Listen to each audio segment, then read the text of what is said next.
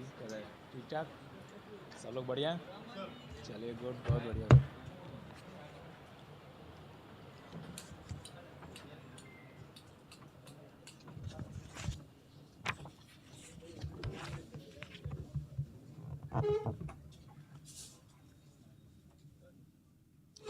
शुरू कर सकते हैं?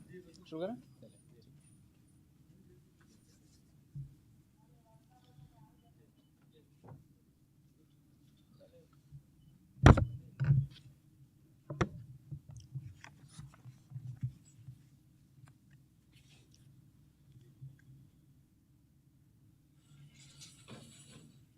आप सभी लोगों का केंद्रीय चयन पर्षद सिपाही भर्ती की तरफ से इस संक्षिप्त प्रेस वार्ता में सभी लोगों का स्वागत है। आप जानते हैं कि हमने 11 मार्च 2025 को विज्ञापन 1/2025 प्रकाशित किया था 19,838 सिपाहियों की भर्ती के लिए। तो उसी की प्रक्रिया को आगे बढ़ाते हुए अब हम इसकी लिखित परीक्षा आयोजित करने जा रहे हैं। उससे पहले मैं थोड़े से आंकड़े दे दूं।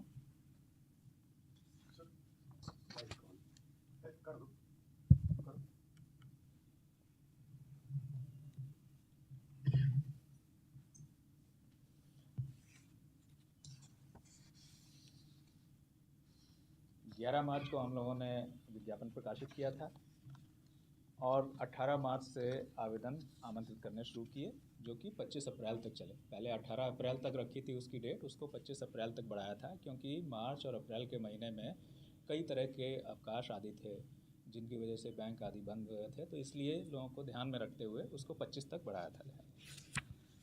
17,06,628 आवेदकों ने शुरू में इसमें रजिस्ट्रेशन किया और अंतिम रूप से अब हमारे पास 16,73,586 अभ्यर्थी हैं जो कि जिन्होंने अपने आवेदन कंप्लीट किए, भरे और उनके जो है वैलिड हमने उनको पाया है।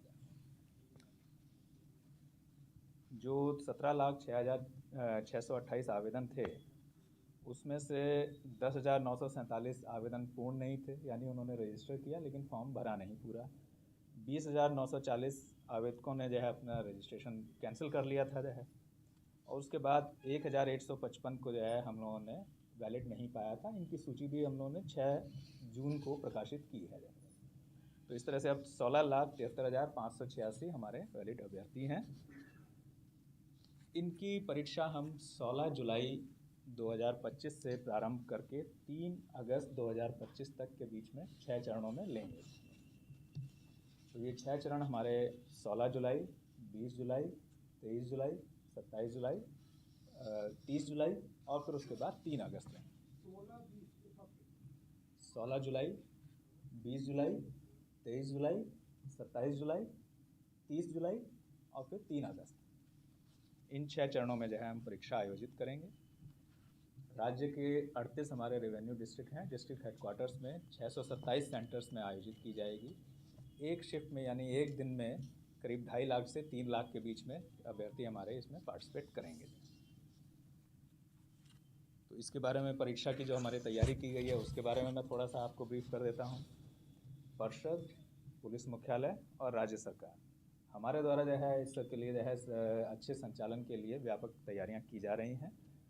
राज्य प्रशासन के जो वरीयतम स्तर हैं उनसे भी जो है सही समय पर सभी जिला पदाधिकारियों और सभी पुलिस अधीक्षकों के साथ समीक्षा बैठकें की जाएंगी और उन्हें कड़ाई से स्वच्छ परीक्षा संपादन के लिए मार्गदर्शन भी दिया जाएगा। ये सही समय आने पर अभी हमारे पास समय है। परीक्षा के सुचारू और कदाचार मुक्त संचालन के लिए राज्य सरकार ने जिला पदाधिकारी को एग्जाम कोऑर्डिनेटर और जिला पुलिस अधीक्षक को एग्जाम कोऑर्डिनेटर इनको भी नामित किया हुआ है। केंद्रीय चयन पर्षद सिपाही भर्ती की जितनी भी परीक्षाएं हैं उनके लिए डिस्ट्रिक्ट मजिस्ट्रेट्स और सुपरिटेंडेंट ऑफ पुलिस ये हमारे कोऑर्डिनेटर्स और को कोऑर्डिनेटर रहते हैं।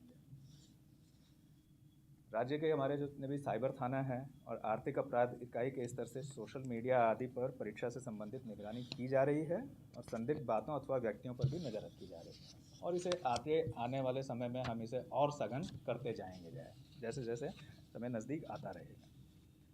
स्थानीय पुलिस के द्वारा है परीक्षा और परीक्षा से पूर्व हॉस्टल, लॉज, कोचिंग सेंटर्स और इसी प्रकार के अन्य संस्थान जहां अभ्यर्थियों और छात्रों आदि का जमावड़ा हो सकता है, वहां पर निगरानी और आसूचना संकलन वहां पर किए जाते हैं। इन सब के इंस्ट्रक्शंस हो चुके हैं और ये कार्रवाई प्रारंभ भी हो गई है, आगे और सघनता से की जाती है। परीक्षा केंद्र पर अगर हम व्यवस्थाओं की बात करें तो स्वच्छतापूर्ण और कदाचार मुक्त रूप में इसको हम संपन्न कर सकें, इसलिए प्रत्येक कक्ष एग्जामिनेशन हॉल के प्रत्येक कक्ष और अन्य महत्वपूर्ण स्थानों पर सीसीटीवी की से निगरानी की जाएगी और उसकी लाइव फीड परिषद मुख्यालय के नियंत्रण कक्ष में रहेगी, जहां से उसको हम मॉनिटर भी कर सकते हैं और उसके आधार पर आगे इंस्ट्रक्शंस भी पास ऑन कर सकते हैं। हर एक कक्ष में जैमर भी लगाए जाएंगे और जो कि 5G और वाईफाई यानी मोबाइल नेटवर्क को वो जैम करने की क्षमता रखते हैं। इसके साथ ही केंद्राधीक्षकों से जो हमारे सेंटर सुपरिटेंडेंट्स रहेंगे उनसे सीधे संवाद के लिए हॉटलाइन की भी व्यवस्था हम करेंगे, क्योंकि जैमर रहेंगे तो इसलिए किसी और अन्य माध्यम से उनसे संवाद स्थापित नहीं किया जा सकता है, तो इसलिए उनसे सीधे संवाद करने के लिए हम व्यवस्था करेंगे। अभ्यर्थियों से संबंधित कुछ सूचनाएं हैं जो आपके माध्यम से सभी हमारे जो कैंडिडेट्स हैं उनको अवगत करना चाहेंगे। अभ्यर्थियों को उनके गृह जिला में परीक्षा केंद्र आवंटित नहीं किया गया। किसी भी कैंडिडेट को होम डिस्ट्रिक्ट एलोकेटेड नहीं है। जिला, तिथि और केंद्र आवंटन का कार्य ये हमने रैंडमाइजेशन तरीके से किया है, जिससे कि एक तरह से कहें कि रैंडम वे में उनको किस डेट और किस ज़िले में जाना हो सकता है वो पता चलेगा। 20 जून से हमारे सभी कैंडिडेट्स हमारी वेबसाइट पर जा कर के परीक्षा तिथि और ज़िला की सूचना देख सकते हैं। 20 जून से उनको कि किस तिथि को और किस ज़िले में उनका सेंटर पड़ेगा उसको ज्ञान करते हैं। लेकिन एडमिट कार्ड वो परीक्षा की तिथि से 7 दिन पहले ही डाउनलोड कर सकेंगे और उस एडमिट कार्ड में ही एक्चुअल सेंटर कौन सा है उसकी सूचना रहेगी। तो 7 दिन पहले उनको परीक्षा केंद्र का नाम पता चलेगा, लेकिन 20 जून से वो अपनी तिथि और जिला, किस ज़िले में उनका सेंटर पड़ने वाला है वो देख सकते हैं। हमारी परीक्षा ये 2 घंटे की होगी, 12 बजे से 2 बजे के बीच में, लेकिन इसमें उनका अभ्यर्थियों का प्रवेश सुबह 9:30 बजे से प्रारंभ होगा और 10:30 बजे तक मेन गेट से चलता रहेगा। प्रवेश के समय उनके DFMD, HHMD और जिला पुलिस के प्रशिक्षित पुलिस कर्मियों से उनकी चेकिंग और फ्रिस्किंग कराई जाएगी और उसके बाद ही उनको प्रवेश दिया जाएगा। वहीं पर उनकी पहचान के लिए सेंटर में और एग्जामिनेशन कक्ष में परिषद द्वारा निर्गत जो ई प्रवेश पत्र होगा, जो हमारा जो ई प्रवेश पत्र है उसी के माध्यम से और उसके साथ साथ पहचान पत्र एक ले जाना होगा उन्हें, जो आधार कार्ड हो सकता है, पासपोर्ट हो सकता है, पैन कार्ड हो सकता है, मतदाता पहचान पत्र हो सकता है। उसके साथ ही उनको प्रवेश की अनुमति होगी। मतलब बिना एडमिट कार्ड के जो हमारा निर्गत है उसके बिना वो प्रवेश नहीं कर सकते। साथ में उनको अपना एक पहचान सुनिश्चित करने वाला एक पहचान पत्र भी ले जाना होगा।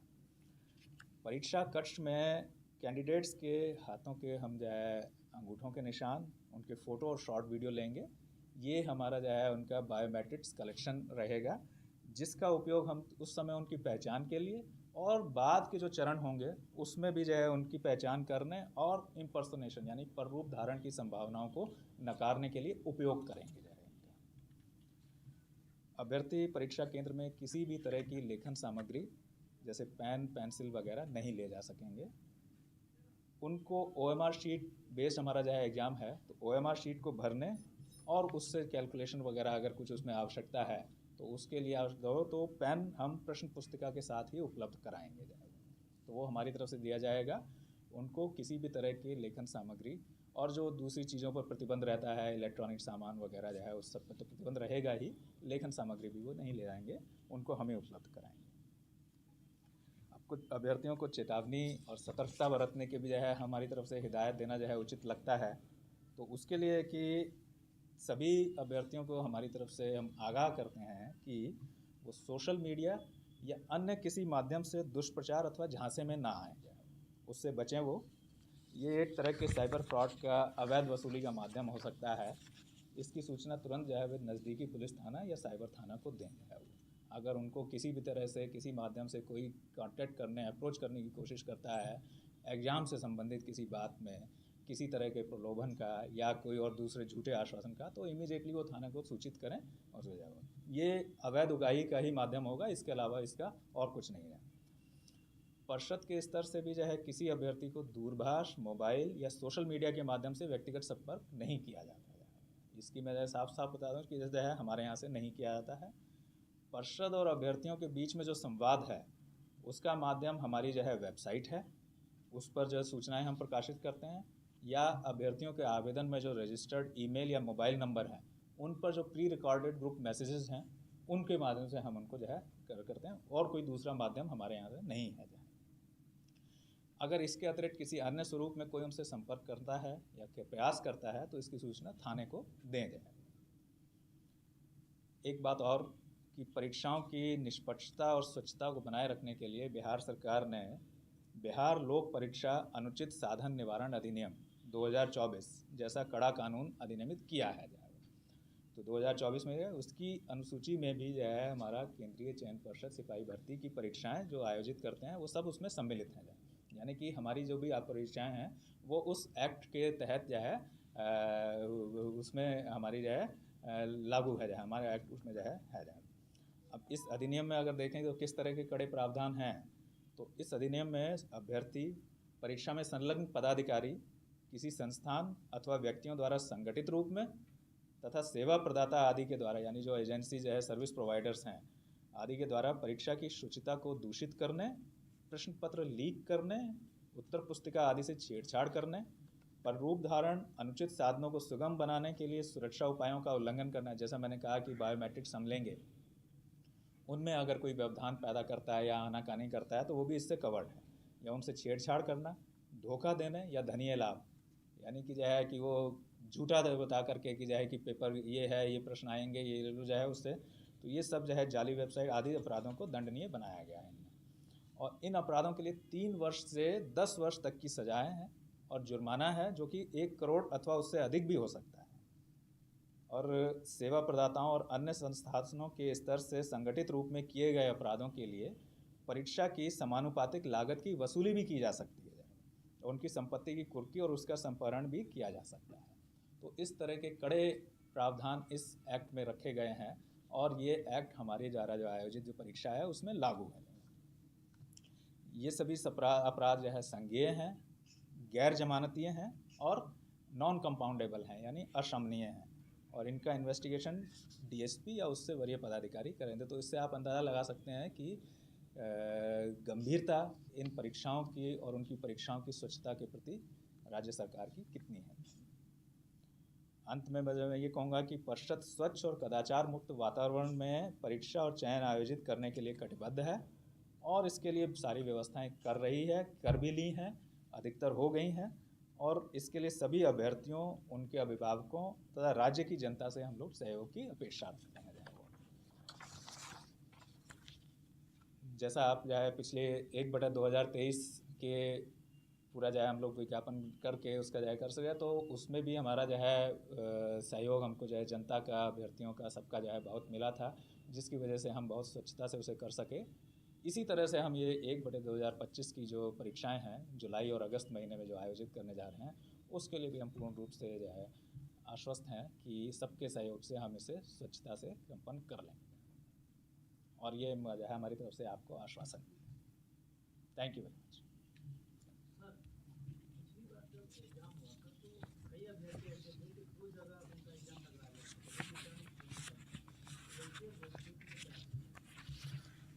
उनको चुनाव करना होगा किस में जाएं। हमने अपनी परीक्षाओं की तिथियां पहले से ही दे दी थी और सब जगह से जाए, तो अगर इसमें हम जो है उनकी कोई मदद नहीं कर पाएंगे, हमारी परीक्षाओं में जो है कोई परिवर्तन नहीं होगा, उनको चुनाव करना होगा कि कहाँ जो है जाएँ, अगर कहीं कोई किसी तरह का क्लैश है। वैसे मेरी जानकारी में अभी कोई ऐसा नहीं आया। सर, पेपर लीक रोकने के लिए क्या प्रिकॉशन किया जा रहा है या क्या जाएगा? बहुत सारी व्यवस्थाएं हैं। जैसा आप देखें कि जो है कि 1/2023 में हमने व्यवस्थाएं की थी जिससे जो है प्रश्न पत्र लीक नहीं हुआ। तो आपको मैं इतना ही कह सकता हूं कि अब जो व्यवस्थाएं या जो कार्यवाही होंगी उनसे सख्त ही होंगी, कम नहीं होंगी।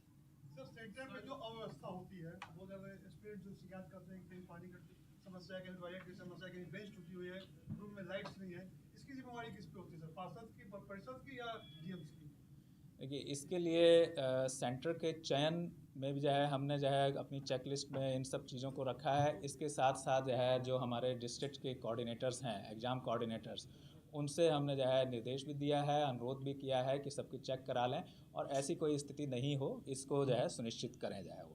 और जो है कि क्योंकि गर्मी का समय है, इसलिए पर्याप्त संख्या में जो है पानी वगैरह की व्यवस्थाएं करके रखें, बिजली की व्यवस्थाएं करके रखें, जनरेटर वगैरह के लिए और पानी आदि के लिए, चतुर्थ वर्गीय कर्मियों वगैरह के लिए, इन सब के लिए भी हम केंद्राधीक्षकों को राशि भी उपलब्ध कराते हैं। सर, चूंकि पेपर कटिंग अभी निकला था कि चुनाव से पहले ही सारी प्रक्रिया पूरी करा ली जाएगी, तो क्या फिजिकल भी चुनाव से पहले हो जाएगा? अभी तो हमने जो है सिर्फ लिखित का ही बताया है, अभी तो हम उसी तक स्टिक करेंगे। बाकी जो बातें आप कह रहे हैं उनके बारे में कि चुनाव वगैरह, उससे हमारा कोई संबंध अभी नहीं है और हमें नहीं पता कि कब होगा। हम अभी जो है अपने कैलेंडर के हिसाब से हम चल रहे हैं। सर, महिला अभ्यर्थियों की संख्या कुछ आई है? महिला अभ्यर्थियों की संख्या आप यूँ समझ लें कि 35% हम लोग रिजर्वेशन रखते हैं, तो अभी एग्जैक्टली मेरे पास नंबर नहीं है कि कितने महिला अभ्यर्थी हैं, लेकिन 5-6 लाख के करीब जो है, जो हमारे 16 लाख हैं वो होंगी, वो ज़्यादा भी हो सकती हैं, मतलब मैं अंदाज से कह रहा हूँ। ठीक, थैंक यू वेरी मच।